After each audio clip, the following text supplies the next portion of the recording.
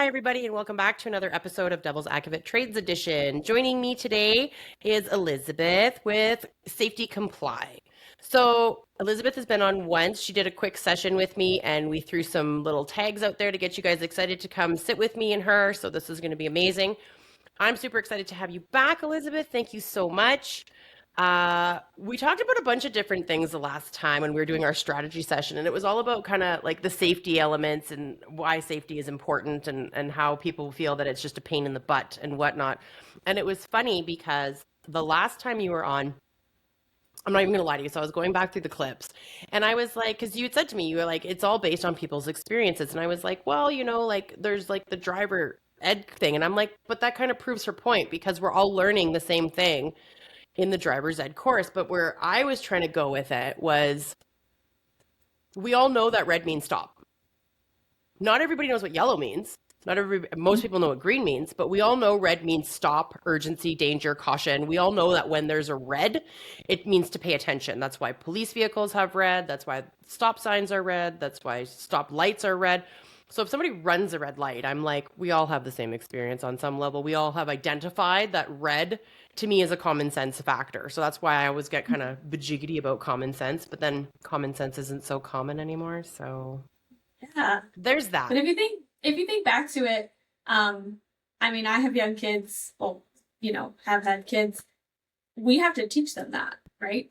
We have to teach them that red means stop. It's a visual cue. It's easy to communicate. And there is some level of psychology behind it, which I find sort of interesting, not enough to dive too deep into it, but there is like a response that we kind of have that's ingrained in us to certain colors and shapes and things. But at the end of the day, we teach kids red means stop and green means go. And so because we've become so used to it, we don't really think about it anymore. It is something that is very common for us.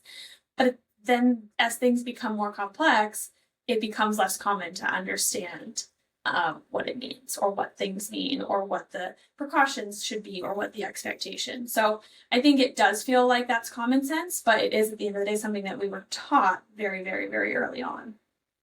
That's fair. That's a fair statement. I guess I could agree to disagree, but at the same time, I guess because as parents we teach those things, it becomes an aspect of common sense because it's something that's so commonly taught, right? Yes. Yeah. And it's something that's learned in childhood. And then, one could argue, well, that if you get hurt, blood is red, right? You could turn into that guy. I'm not going to turn into absolutely. that guy. But you're not wrong. We are taught things by our parents throughout the generations as young children. But then that's where I think common sense comes into. That's that phrase, common sense, is because it is so commonly taught across the board that when someone is like, I didn't know red meant stop, it's like, what? Because a lot of times, and this is the big thing in safety that there's can't and won't. Yeah. Right? So can't, you don't have the tools or support necessary in order to facilitate. Won't, you just won't. It's an attitude. Yeah, won't is a choice. Yeah, won't is a choice. Absolutely. Right. Yeah. So that's where it comes in for me with common sense is there's can't and won't. Yep. Right? Yeah, absolutely. Yeah. For sure. That's totally fair. It's totally fine. She's like, I'm gonna kind of argue with you about it. The podcast is called Devil's Advocate. So if you've got a different perspective, girl, share it. No, I think that's a fair perspective. That there is can't and won't is a choice. We are actively making that choice. I think what also comes down to is what becomes common or common sense or common expectation is what we're used to. So what is the messaging that we're getting from top down? What is the messaging that we're getting from our peers? So whatever is around us is also how we start to behave, right? I've noticed this like even outside of safety, just groups of people that I interact with. If the commonality is negative or downplaying or laissez-faire attitude, you tend to adopt that. It becomes infectious. And so the same can be argued in any sort of work environment or safety environment. If we're hearing, wear your PPE, do your hazard assessments, do this, do that, but everybody's kind of chuckling along and not getting it done, and, the manager doesn't emphasize it and nobody checks back on it, the common experience is we actually don't take it seriously. So whatever we're around is also what we tend to absorb and how we tend to behave. So that's also, kind of goes along with that as well.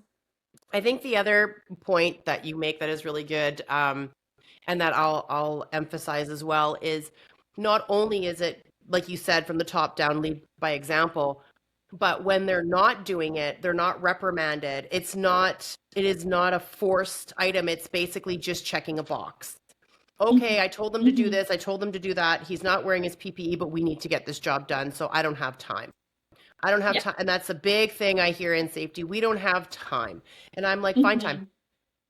Yeah. Find time. Yeah. And they're not like, because I mean, like in safety, you're an advisor.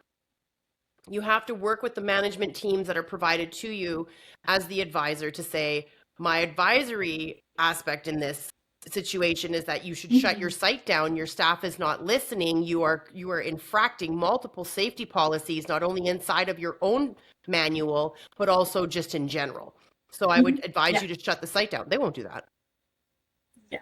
They won't do that, right? Right. Yeah. So that's where I feel for people that are in the safety roles that are trying to help maintain and support these safety policies that their companies have adopted by having everybody jump on board. But if the management team isn't willing to take it seriously, like you said, then it's not going to be taken seriously. Now, the nice thing is when you have someone who is very safety conscious and safety oriented, that is a manager that will come in and shut it down. And you're going to find that on the bigger sites, the PCLs and the Ellis Dons. They're going to go in and shut their sites down if their boys aren't doing what they're supposed to be. They take that very seriously.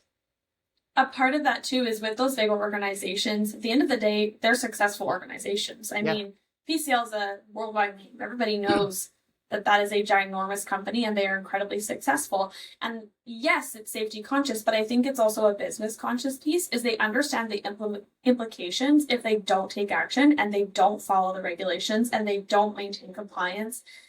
They understand the implications from a widespread business perspective. It's not just siloed to safety. And something that I like to say to kind of help people maybe get on board or understand, like, for example, I would go to site, they'd be like, oh, great, you're here. You can do the hazard assessment. And I'm like, not how it works. Great try, not how it works. I say, especially to owners or managers, I'm like, think of me like a bookkeeper or your accountant. Your accountant doesn't make the purchases. Your accountant does not invoice your clients or even set your prices. But what your accountant does is make sure that all of your transactions are categorized according to the rules and the regulations so that you can also benefit the most from it. So they find how to maintain your system so that you are working properly, but also running a successful business. So I think of safety in the same capacity, is that I'm not performing the hazard assessments. I'm not inspecting your tools that you're going to use or wearing your PPE, but I am there to make sure that it's falling in line so that you can be successful and not have implications negative, whether that be incident on site or stoppage of work because there is regulations that aren't being followed. So I think when I can kind of compare it to that and give it that analogy, particularly from that management or ownership perspective, it clicks a little bit because they may not like accountants or like that they have to follow the CRA rules, but they get why and they understand the difference in their role in that position of their business. I think that's great. I think that's a great analogy that you use. When I did the safety on site, I was a little bit different. When they were like, because they all get that, right? Oh, you're here, you can do it. I'm like, yay, yes, I can. Sit with me. We're gonna do it together to make sure that you know what you're doing. Yeah. And they're like, what? And I'm like, teacher says sit down. Let's go. And they're like, I don't want to do it with you. And I'm like, but this is why I'm here, to help you learn. Yeah, absolutely. The more you know. I would do the same. Yeah. Happy to walk through it with you, but I need you to, show me around your site. Tell me what your tasks are today. What are the associated hazards?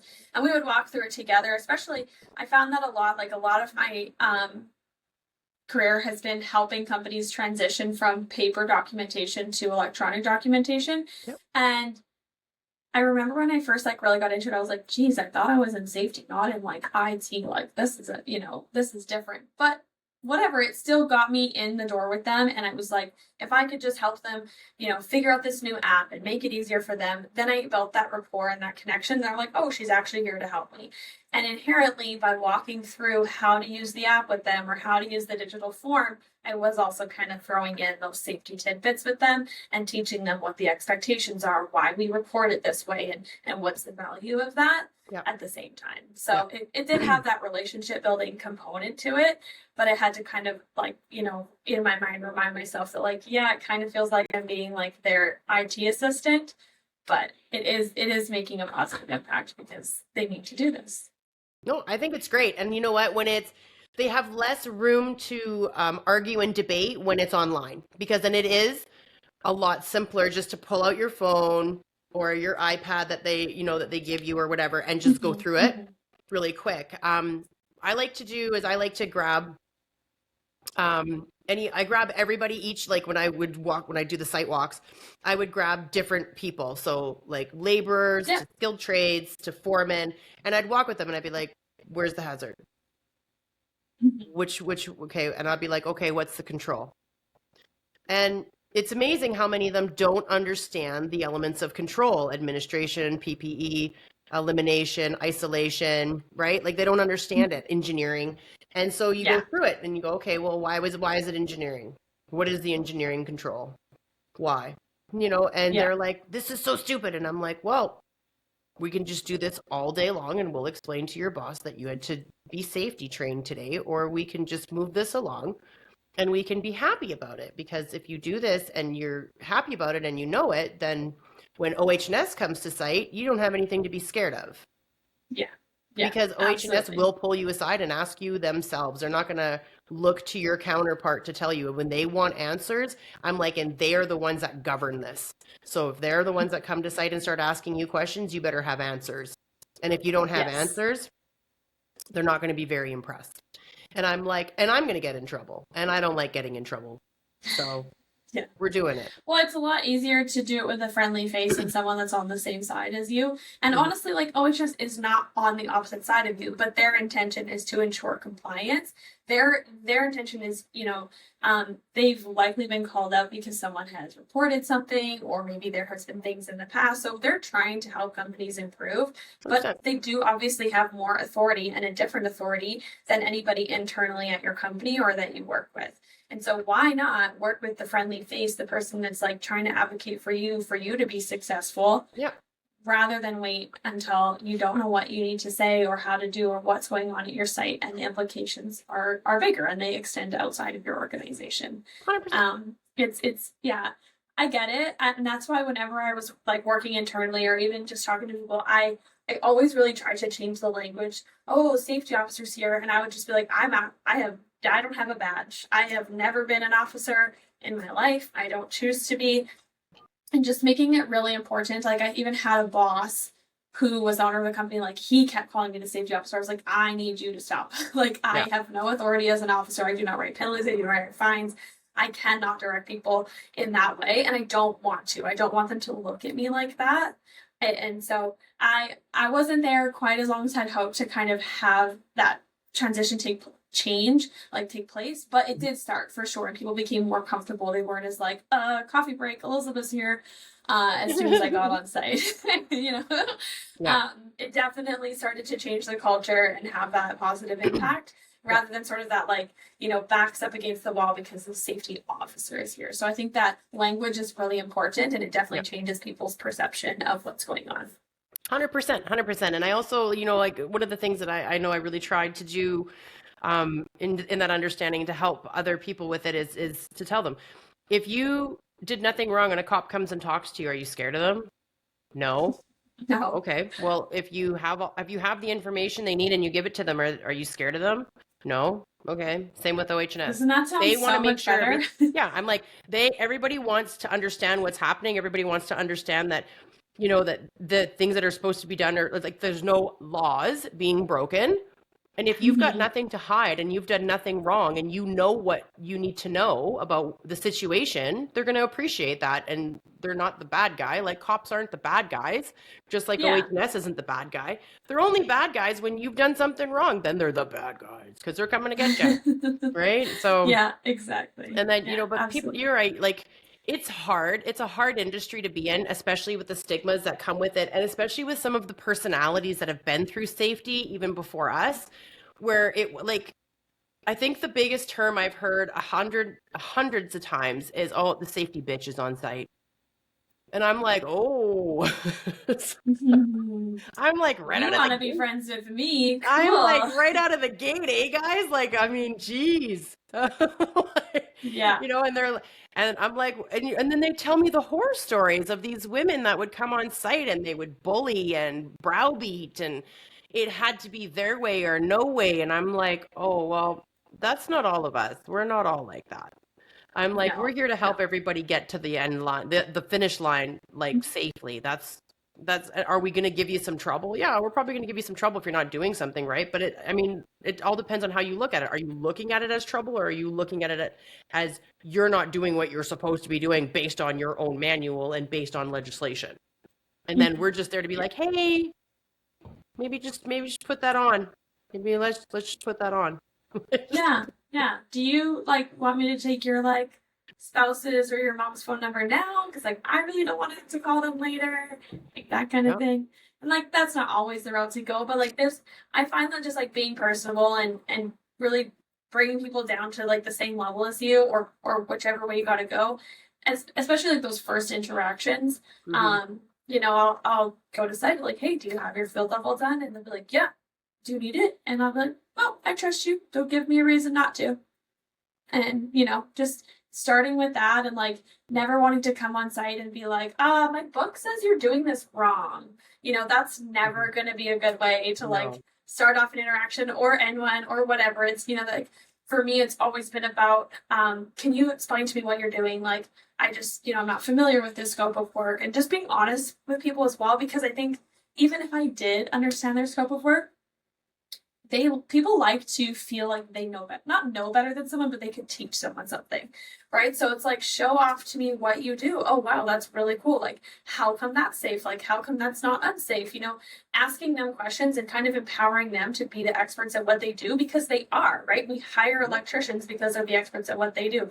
You don't want me to be your electrician. You don't want me to be something that I'm not an expert in. But this is what I know. And so when I can apply my knowledge with your knowledge, we can create a better team. So just having that like more learning and like inquisitive approach has always been more beneficial for me. And yeah, there's going to be people who have had poor experiences, not for me. And yeah, I might have to kind of like work away at that person to improve what they've experienced. Yeah. Just don't take it personally, because I know I didn't do anything wrong to them. So Yeah. it's not easy, that's for sure. No, it's not easy, but I mean, like I've always been someone that jokes a lot and carries on. And you know what I mean? Like when you're hanging around the trades as much as we do, I mean, you learn to speak trade. So, Yeah. you Yeah. know, but it comes down to when females are given a little bit of power in a male dominant trade, it's almost like they want to stay on the same board as the males and almost act like there's an ego problem there. A lot of them, not all of them. I mean, I don't, you don't, but women in trades and women in safety roles really need to take a step back and play on their female board, because they're so like women themselves are just amazing at what they do on their own accord, regardless of everything else. If you play on a woman's board, you're going to succeed every time. And you can do the same job as a male, but you know what I mean? You have the same skill set, you understand the same language, you understand all of the tools, you understand everything, but you don't need to go on their attitude board. Stay on yours. I find that more females succeed than not, because one of the biggest concerns that I see in trades with women is, well, my boss is old school and says that women should be barefoot and women should be barefoot pregnant and in the kitchen. And I'm like, oh, does he have a beer belly when he says that? And they're like, what? And I'm like, does he have a beer belly?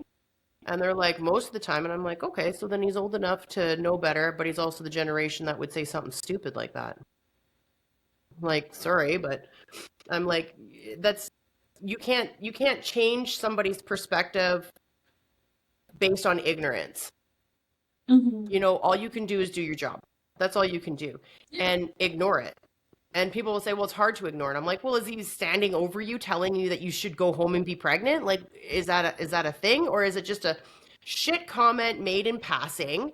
And you know how he feels about women. So he's probably going to be a little bit more short and probably rude and irritable when he talks to you. You already know that. So then, unless you really need to talk to him, don't.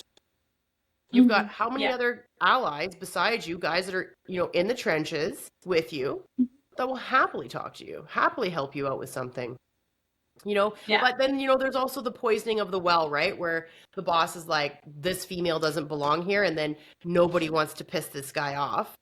So not all of them agree with him, but they're sure not going to Right. do anything to cause problems, which is Yeah. really hard. And so you being a female walking onto a site being hired, and maybe have you ever had to encounter that? I know I have you encountered where the person you have to deal with, the foreman or the manager, is just unimpressed that a female's on the site, basically going to run an aspect? I think, I don't know if I've been fortunate enough not to have had any standout experiences like that, or maybe oblivion. I don't know. Because I think for me, like, I really don't take anything personally on site. Um, I mean, I think not only like my experience at work, but also like my personal relationships with trades workers in my personal life. Um, I get it. When the day is not going, like these guys want to get in, they want to do their job, they want the building to go up, they want it to go up nicely, they want it to go up smoothly, they want to feel good about the job when they step back and look at it. Yeah. And when their day doesn't go smoothly, and like we know, like stuff happens in construction and trades and it's out of our control and Yeah. it just sucks and it's miserable and it's outside and it's cold or it's hot. I don't impact that. That's not my fault. I didn't do it to them. I just might be the first person that they see. So for me, it's like really not personal. So maybe I just have sort of this, like I say, oblivion on that. I'm like, how's it going? And I just don't like pay attention to like attitude in a sense because I'm not meeting them with attitude. I know that I'm not going to get my job done if I meet people with attitude. I can be set in my expectation or what I need for them. I'll be like, yes, listen, I get that you need this project to be done, but I promise you that what I'm asking you to do is you're going to get paid for. This is part of your job. It Mm-hmm. is required that we take a step back and we do a site inspection. It is required that we stop work until everybody has PPE or this ladder is tied off or you put your control zone out because you're torching or whatever the case is. Yeah. And I just am like, I don't want to be an interruption. I think it's just, again, like the way that you kind of approach things. And like I say, I do think that I'm probably fortunate that I haven't had anything stand out. I feel like there have been people, they make, guys make comments, people make comments. Mm-hmm. But I just like really like water off a duck's back for me because it's not going to stop me from getting my job done. And so when I don't even acknowledge it, the Mm-hmm. day just rolls on and they just are like, oh, okay. She just wants to get what she has to get done and we move Mm-hmm. on from there. We can joke about it. I'm happy to kind of, have lighthearted conversation and jokes about things and whatnot. But yeah. And I just don't take it personally and like I say, I just focus on what has to get done on site. Yeah, no, and you know what? And that's a great way to be. When you say like I'm kind of like oblivious to the comments that are coming forward, it's almost like they go right over my head. Which is, I mean, it's a two-way street, right? It's a great way to be in the sense that there's no reaction from you, Yeah. so they're not getting the reaction out of you because you're just like la di da, don't care. Yeah. We all have a job to do, and then there's the other part of it where it's almost like you're lucky on one hand because you're doing spot checks, you're in and out of sites, you're not really Yeah. stationed at those sites, whereas there's a lot of women who are stationed at sites, Yeah. not just as safety but as like welders and carpenters Yeah. and plumbers and whatnot, and so they're saturated around it and dealing with Yeah. the little shitty passive aggressive comments every day, Mm-hmm. and it wears on them. So For sure. The lucky thing is that you're spot checking. You're in and out. You're not stationed, Yeah. which is a great way to be, because then you can kind of just be like, 747, Yeah. and carry on, which is it is, because a lot of times most people say crappy things and ignorant things just to get a rise out of you. So it's a great thing. So I'm someone who usually takes the bait. I'm not going to lie to you. But then to me, it's like a competition. It's not like what did you say to me? I'm like, oh, Oh, we're gonna go. I'm Okay, like, we have let's a have some joker on our fun. hands. I love this. Kiss your mother with Yeah, that mouth. I'm like, yeah, yeah. And I think that's like the other way to say kind of combat it is like, okay, that's how we're gonna play today. I wasn't fixing to choose fighting words, but let's go, right? Well, Like you kind of again meet them where they're at, and whether that's positive or negative, that's someone else's their choice. I guess they can kind of roll with it. I mean, yeah. I would say what you said, that I'm not necessarily integrated on site on a regular basis. That's fair, but it did make me think of like, even when I'm not and like I'm in the office or I worked in a different role, primarily like in the office. Yep. The reality is like there is still more of a male dominated industry that I work in, and so it just kind of made me think back to my last position where I was like one female for a long time there, and then there was another one. It was a smaller company, but I mean, even the Yep. trades that we worked with, things like that, and it was funny, just sort of the things that got passed off to me, and things like that, that as I like kind of grew my confidence and grew my familiarity and everything, I was just like, I'm not doing that just because I'm the sole female here, just so you know, like. Yeah. And I think that comes with experience and understanding and self-assuredness. But it is something that I definitely have had to navigate, just inherently being in the industry that we're in, and it's just the reality of it. I think something that I find frustrating. I don't know if frustrating is the right word, because I'm not saying it's bad. I'm not saying we shouldn't like advocate for women in trades and women to be equal in companies, but like, if someone is equally qualified, then let's put them in that role, right? Yeah, like totally. I'm happy to advocate for that, but at the end of the day, it's just inherent of our industry that there's just more males in construction. It just is what it is, and I think having that kind of understanding of like, that's sort of how it is naturally. Maybe it won't always be that way, but at the end of the day, it's about having qualified individuals in those roles and respecting one another. Plain and simple. That's No, I agree how with I you. see it. Yeah. Yeah. No, I And agree so with you. yeah, it's I think kind of from both sides, like, let's get a chip off of our shoulder about being a male dominated industry. Let's just face the facts. It's the reality of it, and respect each other, move forward. We don't need to be mad because we aren't 50% women in the trades. We just are. Just is what it is. Well, That's I mean, my experience, my opinion, and I don't mean that women shouldn't join the trades or shouldn't join the construction industry. I think we are incredibly talented and valuable and strong if that's what we want to do.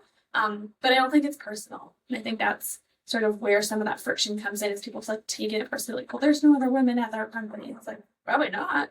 It's a construction company that's really small. And that's and that's fair. That's absolutely a fair statement. For me though, I look at it from a different perspective, from a different glass, right? Like, everybody brings in value in some way, and like you said, it's skill set, right?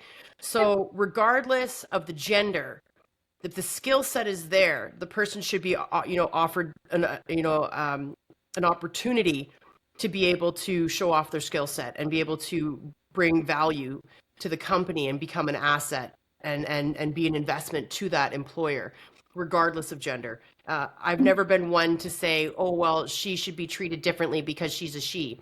I don't believe that. I think that's garbage. Can't, it's like, to me, it's like the equivalent of crying wolf. So as a woman, you need to be able to bring to the table the same skill set. And be able to execute jobs at a similar capacity. Not the same. I would never tell a woman she's got to work a 12-hour shift doing something that is extremely strenuous. We are not designed to do it. But I know that she could do it for maybe 6-8 hours and just as good, if not better. So, and not all women are great. I mean, Yeah, I there's think women that cause a individual lot of problems capacity. inside of trades, right? There's a lot of gossipy bitches out there that want to cause problems, and Jesus, and even cause problems for the women on site. Like, I mean, I'm not going to sit here and stand and be like, girl power, and you should just be what I'm like, nah, there's bitches on site. Don't kid yourself. You know what I mean? Just Yeah. like there's assholes on site. Like Yeah. we're all It's people. an individual, right? Mhm. Like you say, like, yeah, we probably wouldn't ask, like maybe we could say a female, but like we probably wouldn't ask anybody who isn't physically capable of working a 12-hour shift. From a safety perspective, I don't want anybody who isn't physically capable of doing that work or mentally capable of doing that work if they're not able to. And that's female, male, whatever you like, whichever. It's just an individual capacity. But it's funny because like sometimes I think of, getting into safety and like, well, why did I go with safety? And honestly, truth be told, when I first was like, well, what am I gonna do with my life? I'm like trying to make money, figure out what I want to do, and a lot of people around me were in the trades, and I was like, let's be honest, no one's hiring a pipsqueak like me to build something or break something, like especially at the time, I was like, that's just not reality. So how else could I get involved in this industry? And that was my first, thought process and why I started digging into safety and taking my education and, finding jobs that suited that. And then I realized I was like, oh, wow, I'm also becoming a mom.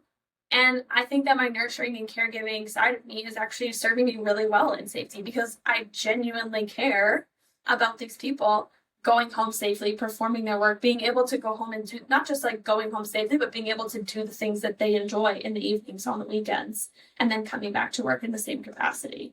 And so that's an individual quality for me that I find has served me well in my role. And yeah, so I think it was when someone said to me, like, oh, all of the safety people are women now. And I was like, how great is that? Wonderful. Like, I care about you. Isn't that delightful? Like, I think it's great. And so, yeah, it just comes down to, again, that's like, an individual quality that I possess that I've been able to transfer to my role. And I think it impacts it positively. So again, just comes down to like looking at the individual and the skills and qualifications and assets that they have to serve their job. I love that. I love it. Now, when you and I were on last, I think you and I think we touched on mental health. Did you want to talk about mental health? Sure. Love to. Yeah. Okay. Okay. Because I think you have a story, don't you? Yeah. Okay, let's go. Get into it. Yeah, it was almost 2 years ago, actually. I ended up on a mental health leave from work.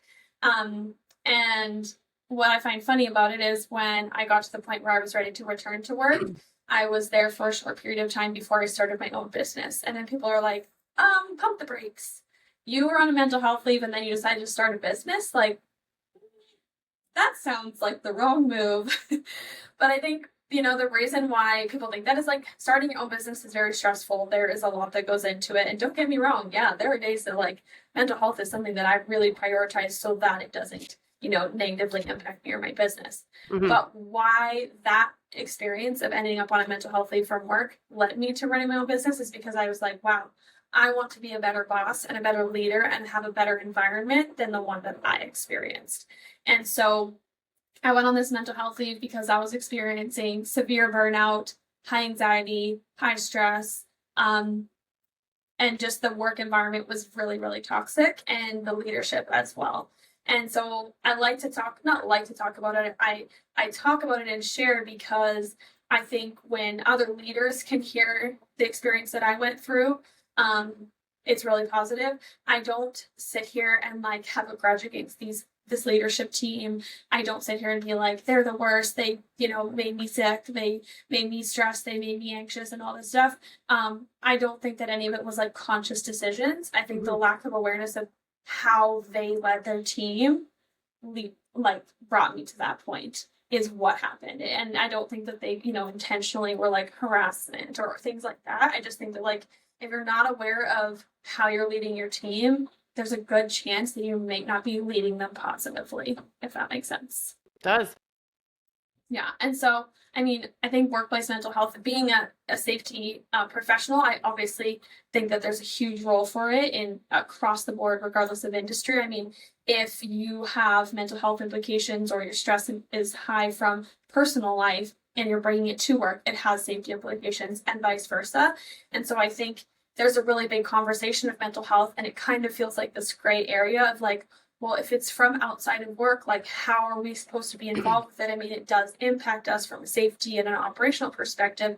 And I think that there is no right answer. It's definitely like organization dependent, but bringing awareness to like how it impacts companies and how it impacts people at work is really, really important. Because I was at a point where like I was not in a physical labor role. I often worked from home. I didn't have to really put myself into like a physically unsafe position, but like mentally what I was experiencing was like extreme fatigue, loss of appetite, emotional dysregulation, both inside and outside of work. And it was bringing my quality of life down so much.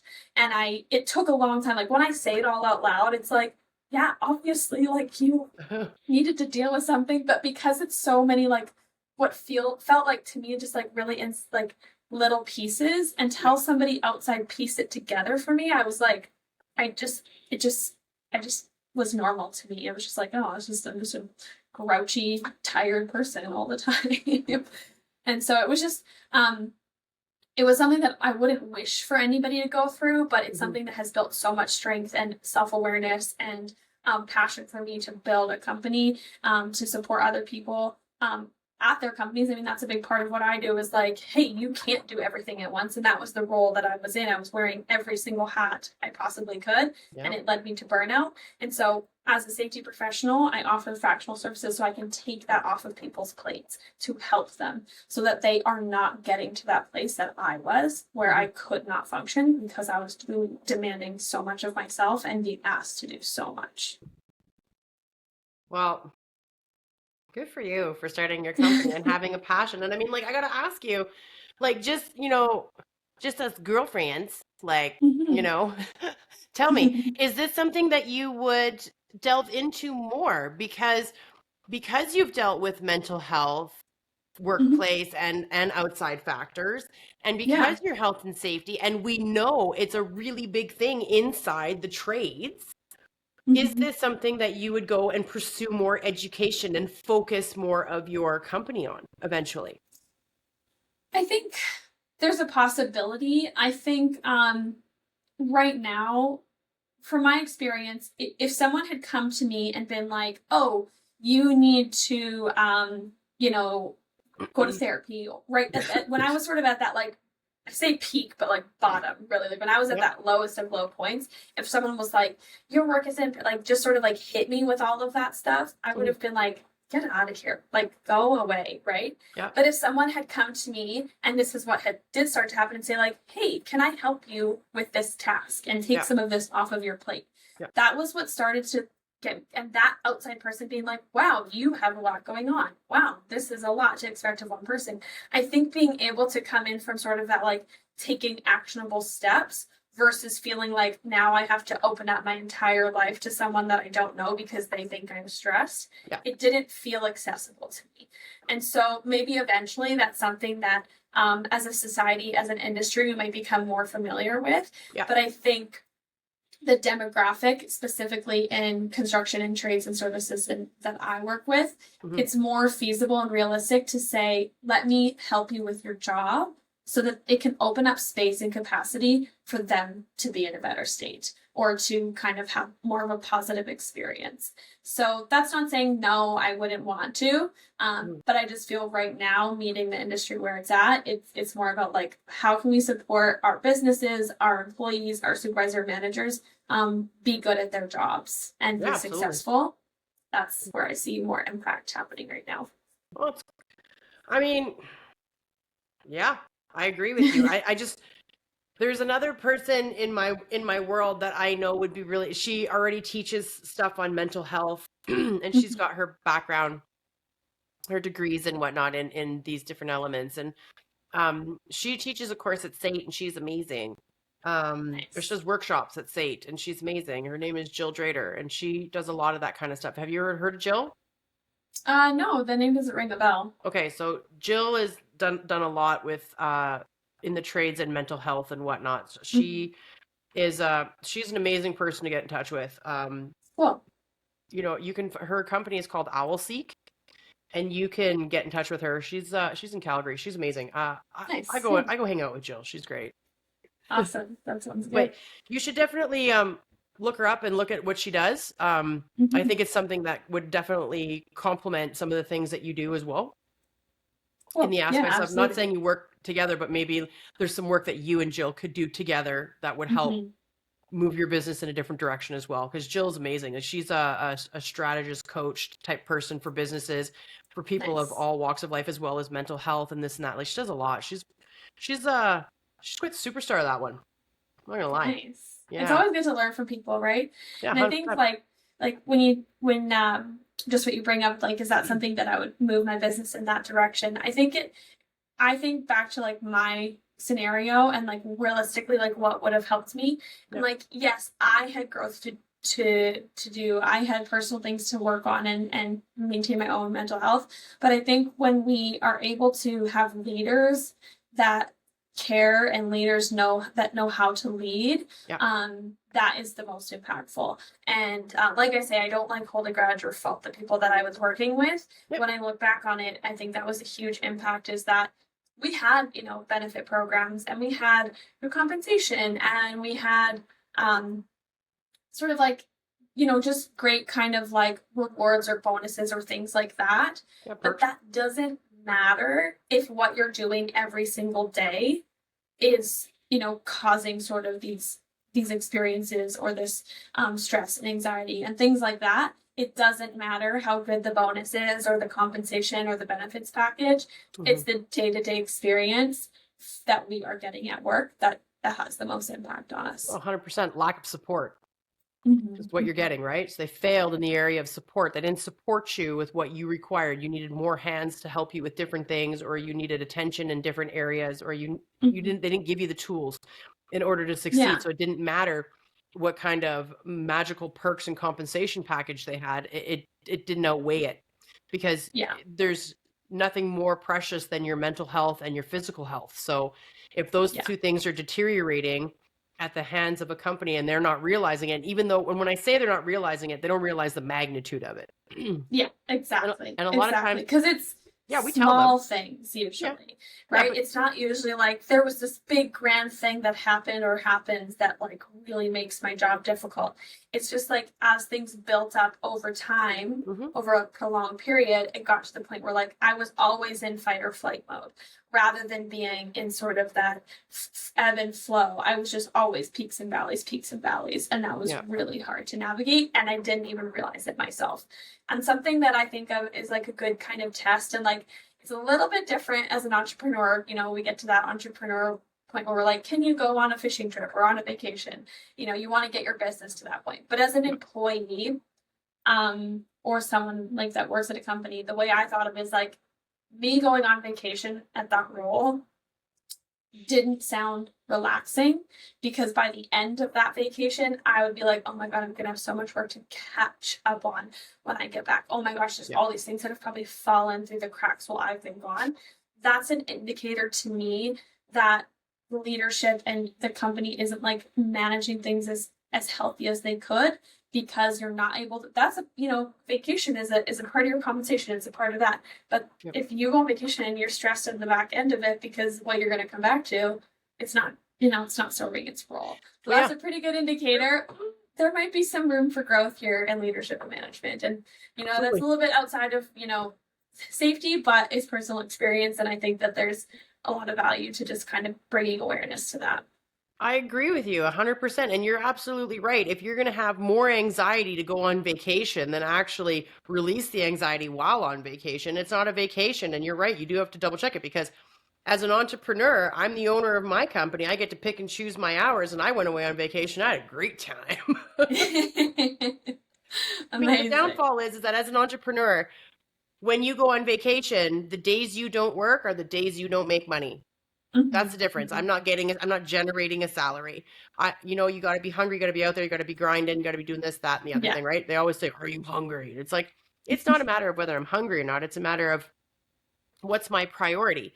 And I'll tell you, my priority is my well-being. At the end of every day, am I happy? Am I healthy? Am I okay? Because if I am, my kids are. If my kids are, I'm good to continue to go out and conquer the world the way I need to. And that's just the way it goes. And so many of us moms forget that we have to be the one. That's why they always say, in the airplane, right? Put this on your kid. Put your mask on first. Right? Or put it on you and then put it on your kid. right? So Yeah. because if you're dead, you can't do anything for your kid.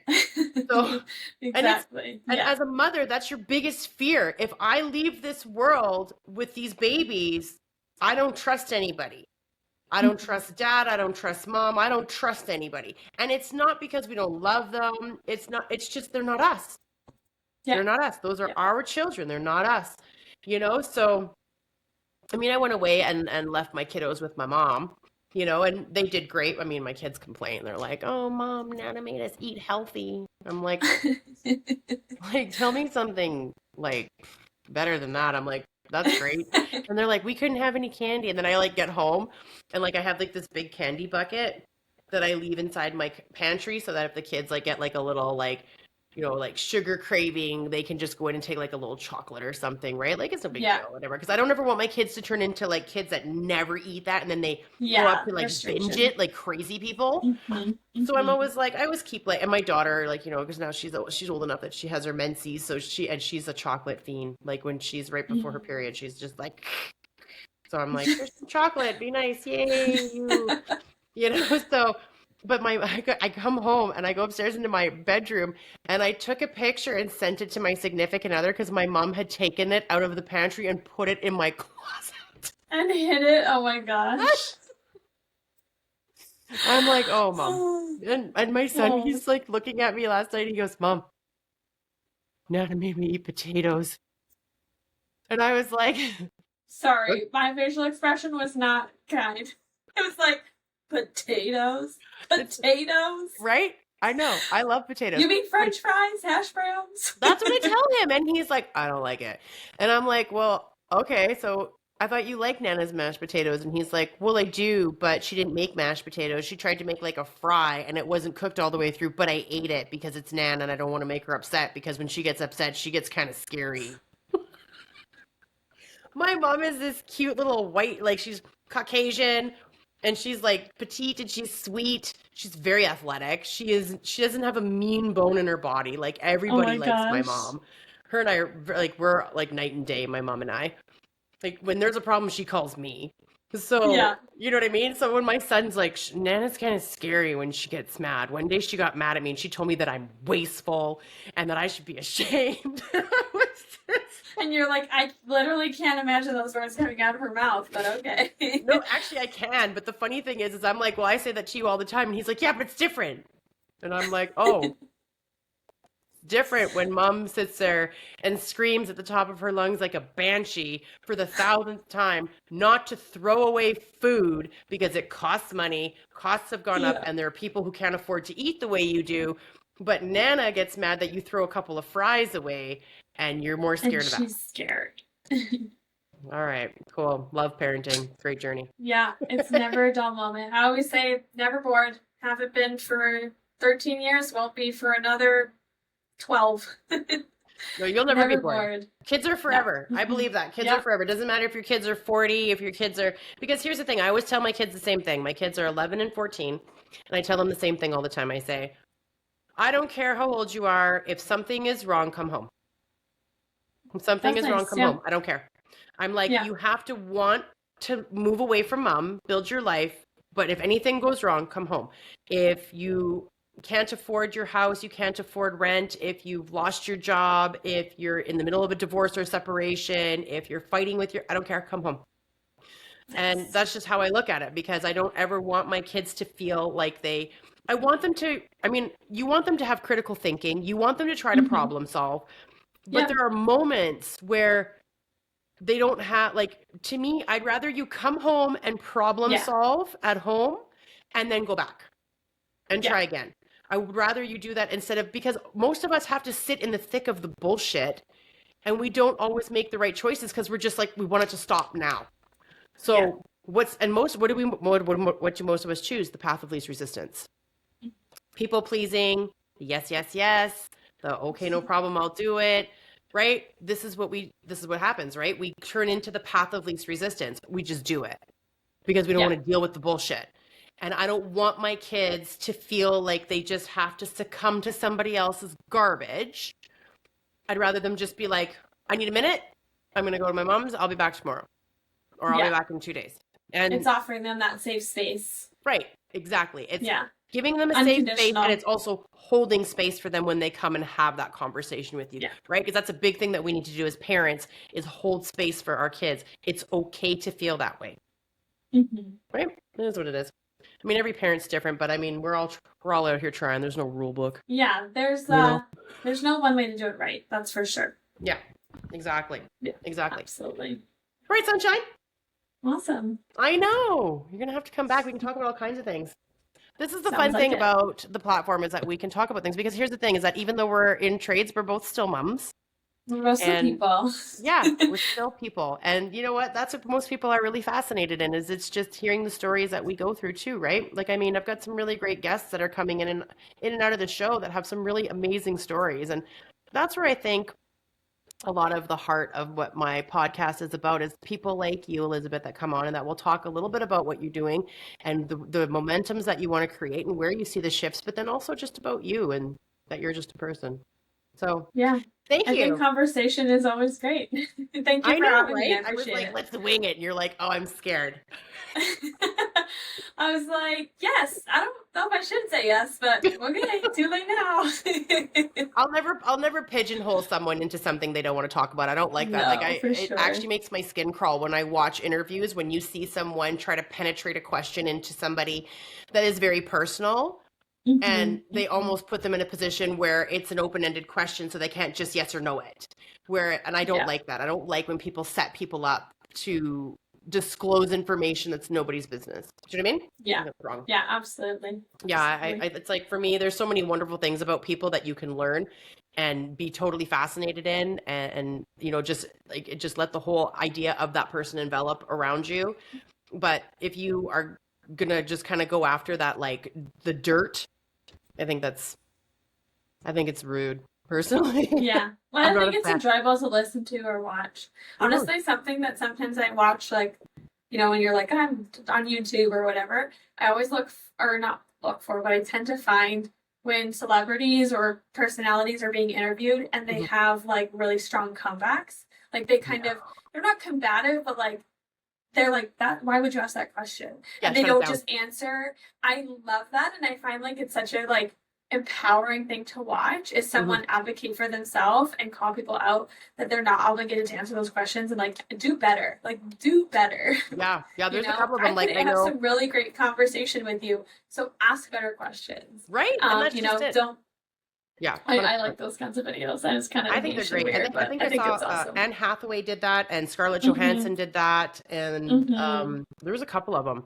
Yeah, yeah. There's a couple of them. I've seen quite a few women do that. I think even Meryl Streep did that. Where they just like, you know, like some of them are a little bit more like, I mean, like I think if I remember correctly, like Anne Hathaway and Scarlett Johansson, like they kind of cocked their eyebrow, like, yes, this is where we're going with this. All right. Yeah. But or they'll like tend to be like, what about this male counterpart? Did you ask him what he's wearing on the runway or like whatever?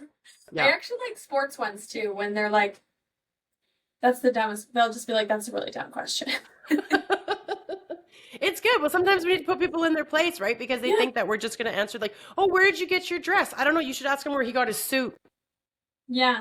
Yeah. You know? I knitted it. I whittled it in the evening by myself.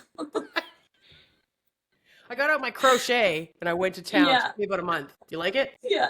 And then I just Really, grabbed one of your Armani tags. Is it whittled it with their wood dress? You're whittling it? Is it wood dress? I don't know. I'm not going to correct you, but I thought it was great. Maybe you do have a wood dress. I mean, you've seen some of the dresses on the runway. Some of the, girl, not my cup of tea, but you never know. Maybe your train is made of wood. I don't know.